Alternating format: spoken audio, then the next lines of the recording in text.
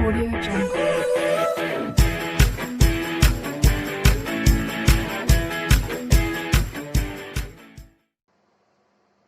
So now students, today I will start 12th class maths question number 19 exercise 3.2. Exercise 3.2. So अब student देखिए इस question में क्या है कि trust fund has ₹30,000 that must be invested in two different type of bonds. The first bond pays 5% interest per year and the second bond pays 7% interest per year. Using matrix multiplication, determine how to divide ₹30,000 among the two type of bonds. If the trust fund must obtain an annual total interest of rupees, तो पहली condition में student उसको 1,800 rupees interest मिलता है और दूसरी condition में 2,000 मिलता है। तो हमें बताना है कि उसने पहले बॉन्ड में कितना इन्वेस्टमेंट किया और दूसरे बॉन्ड में कितना इन्वेस्टमेंट किया। अब स्टूडेंट देखिए टोटल इन्वेस्टमेंट जो उसका था वो 30,000 था। टोटल इन्वेस्टमेंट जो है वो स्टूडेंट ये है हमारा 30,000 रुपीज। हमने ये मान लिया कि let rupees x be invested in the first bond, ठीक है। तो अब जब फर्स्ट बॉन्ड में एक्स रुपीज इन्वेस्टमेंट कर दिया और टोटल इन्वेस्टमेंट था स्टूडेंट कितना 30,000, तो अब जो सेकेंड टाइप के बॉन्ड में उसका इन्वेस्टमेंट होगा वो हो जाएगा 30,000 माइनस एक्स।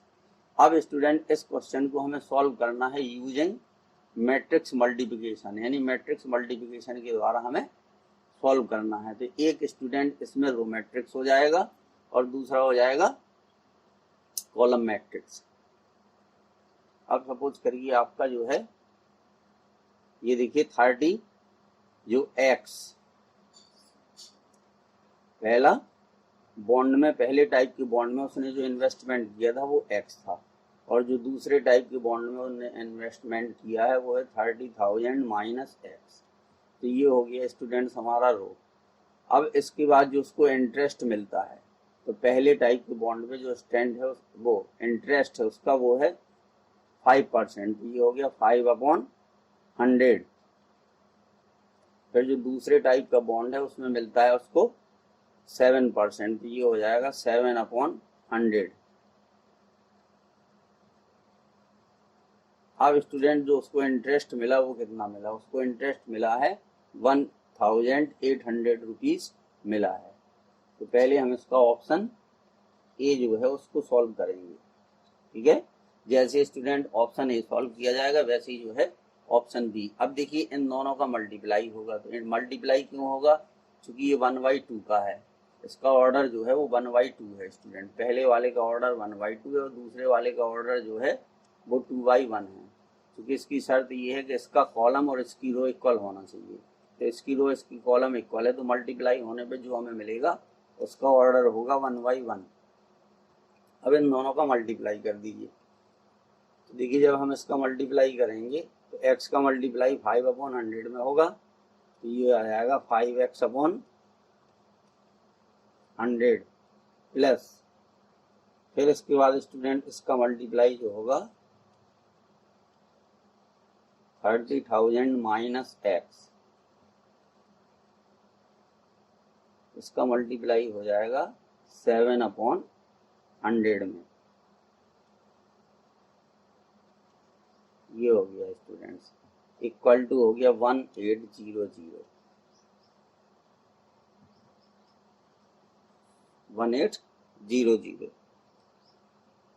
अब इसके ये डेनोमिनेटर सेम है तो इसको सॉल्व करके हम लिख देंगे स्टूडेंट क्योंकि यहाँ पर। तो ये हो जाएगा 5x प्लस 7 से मल्टीप्लाई कर दीजिए।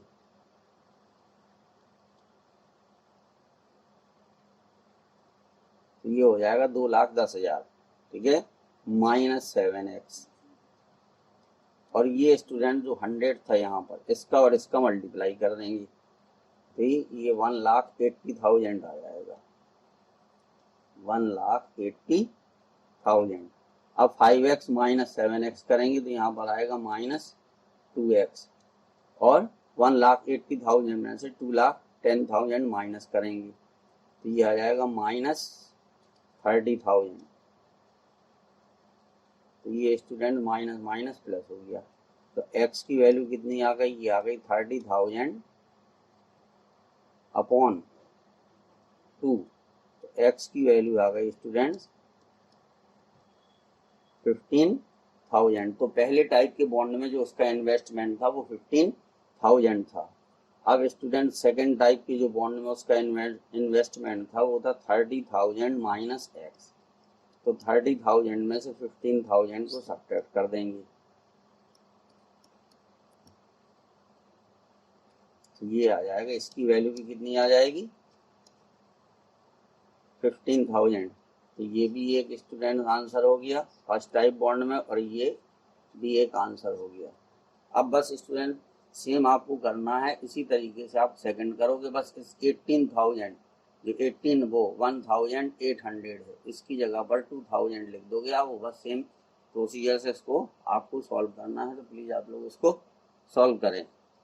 अब इसके बाद स्टूडेंट देखिए नेक्स्ट आपका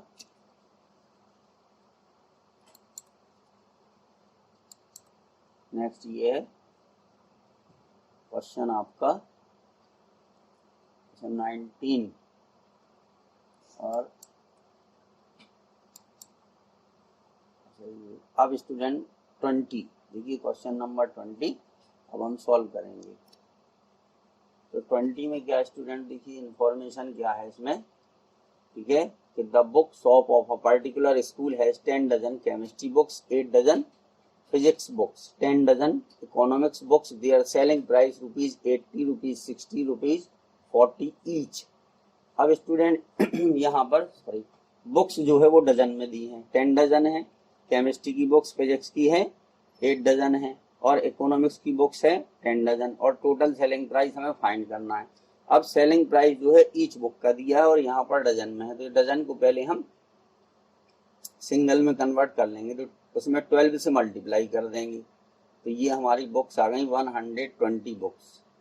कितनी बुक्स हो गई 120 बुक्स, और यहाँ पर हो गई हमारी 96 बुक्स, ठीक है, और यहाँ पर हमारी हो जाएंगी 120 बुक्स, 120 बुक्स। अब स्टूडेंट्स देखिए एक को हम रो में लिख देंगे और एक को हम कॉलम में लिख के और मल्टीप्लाई कर देंगे। इस क्वेश्चन का स्टूडेंट्स आपके आंसर आ जाएगा। इस तरीके से हमें करना है। अब देखिए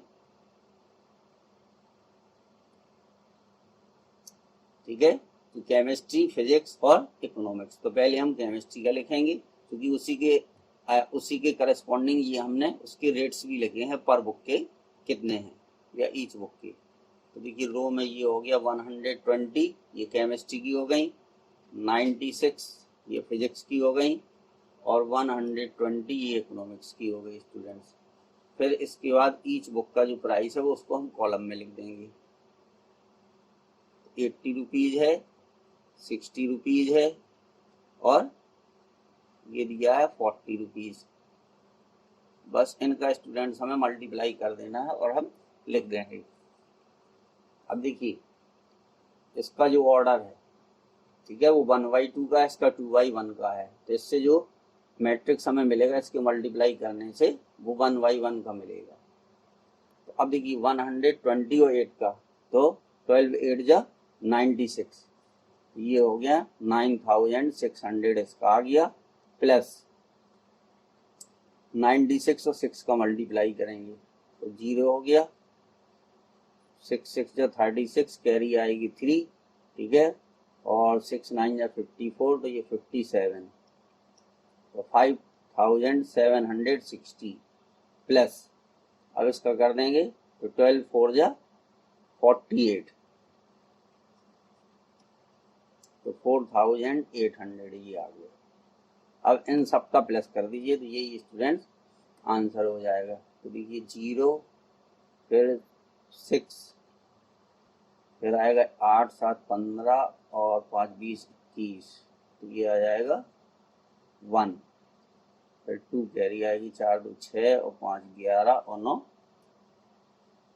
20, ठीक है, तो ये हो जाएगा 20,160 रुपीज।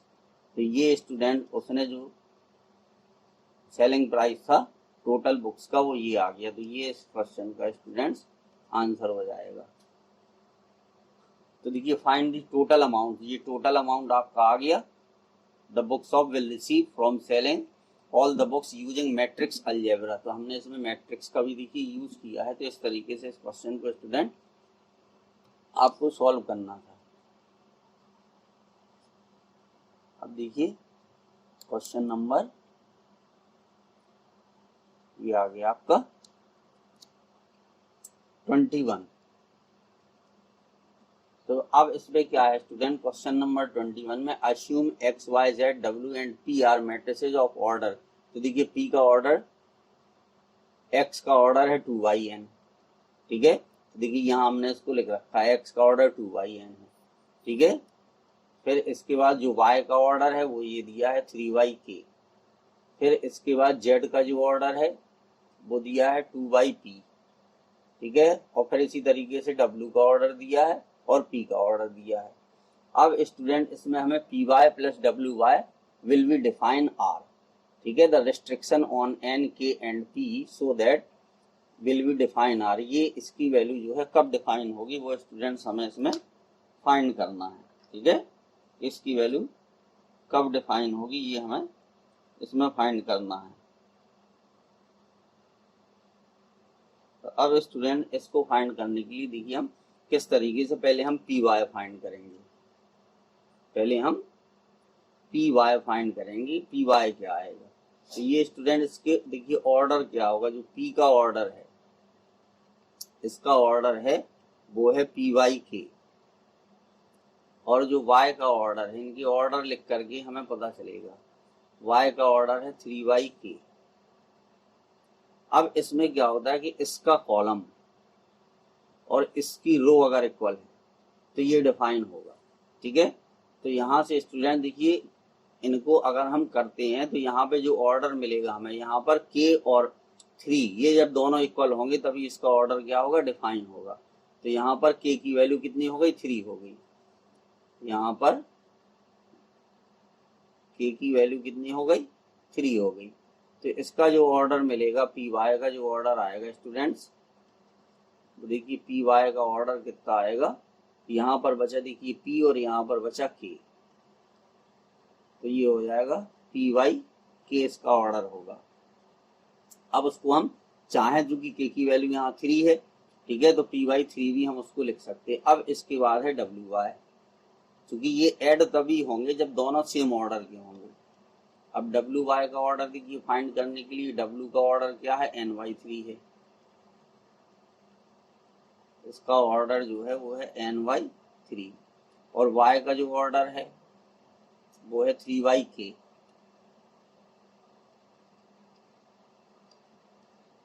तो देखिए इसका ये कॉलम और इसकी रो ये दोनों सेम है, ठीक है। तो इसका जो ऑर्डर मिलेगा वो ny k मिलेगा। इसका ऑर्डर कितना मिलेगा, ny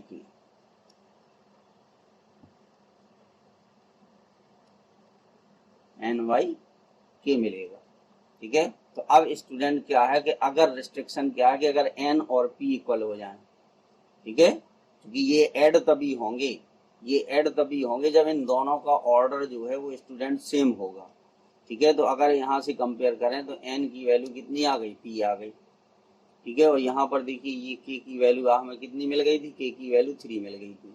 तो इसलिए ये ऑप्शन इसका सही होगा। देखिए k इक्वल टू 3 होगा और p इक्वल टू n, ये दोनों होना चाहिए तभी इनका एडिशन होगा। तो इसलिए इसका जो ऑप्शन है वो स्टूडेंट्स कौन सा, ए करेक्ट है। इस तरीके से इसको करना था। अब देखिए अगर n बराबर p है तो order of the matrix 7x minus 5z। तो स्टूडेंट यहाँ नंबर 7 और 5 आने से कोई फर्क नहीं पड़ेगा, x और z दोनों का ऑर्डर अगर सेम होगा तभी ये सब्ट्रैक्ट होंगे। तो 22 क्वेश्चन में देखिए x का ऑर्डर क्या है, इसका ऑर्डर जो है x का जो ऑर्डर है वो है 2yn,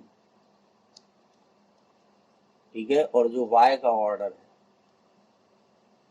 y का ऑर्डर दिया है 3yk। तो अब स्टूडेंट अगर वो कह रहा है कि n बराबर जो है pk है, ठीक है, तो अच्छा जेड है, सॉरी स्टूडेंट, यहाँ पर जेड लिखना है हमें, वाई नहीं लिखना है, ठीक है, यहाँ पर जेड लिखेंगे हम। तो देखिए जेड का ऑर्डर क्या है, जेड का ऑर्डर है 2/p। तो अब अगर स्टूडेंट्स n बराबर p हो जाएगा, ठीक है, तो ये हमारा जो है डिफाइन हो जाएगा। तो 7x माइनस 5z का जो ऑर्डर होगा, ठीक है, अगर n बराबर यहाँ पर हम p ले लेते हैं, ठीक है, तो n बराबर अगर हम p लेंगे, तो देखिए इसकी वैल्यू क्या होगी, तो ये हो जाएगा 2/n, ठीक है, ये 2/n या 2/p, अगर n बराबर p है तो 2/p को हम जो है वो 2/n लिख सकते हैं, ठीक है। अब ये हो जाएगा, देखिए वैन n बराबर p,